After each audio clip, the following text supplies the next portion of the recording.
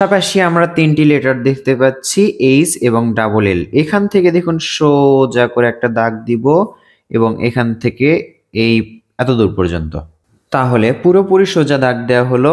এরপর আমরা এই মাঝ বরাবর একটি বৃত্ত আঁকবো এবং এখান থেকে একটা দাগ তুলে দিব, এখান থেকে একটা দাগ নিচের দিকে নেমে দিব। এই তো এই দাগটা আমরা ডাবল করব, এই পাশের দাগটাও ডাবল করে দেখুন এটার সাথে মিলে দিলাম। সুন্দর একটি ঘর আঁকা হচ্ছে, দেখে বুঝতে পাচ্ছেন। এখানে একটি দরজা আঁকবো এবং এই পাশে চতুর্ভুজ এঁকে একটি জানালা আঁকলাম আমরা।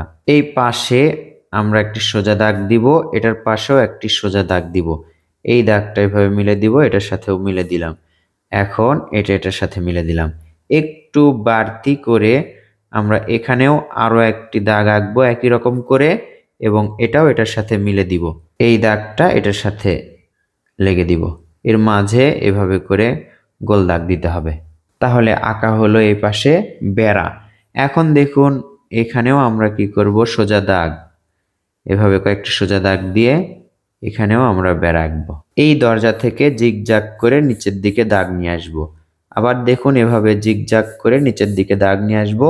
এটাই আঁকা হলো রাস্তা। এই যে ঘরের উপরে এইভাবে দুইটা দাগ দিব, এটার মাথা একটু গোল করে দিব। এখানে দেখুন এইভাবে ধোঁয়া আঁকবো আমরা। আকাশে একটু সাদা মেঘ এভাবে ভেসে বেড়াচ্ছে, এমনটা বোঝাবো। তাহলে দেখুন এইচ লেটার এবং এল লেটার থেকে আঁকলাম সুন্দর একটি ছোট্ট সোনামণিদের দৃশ্য।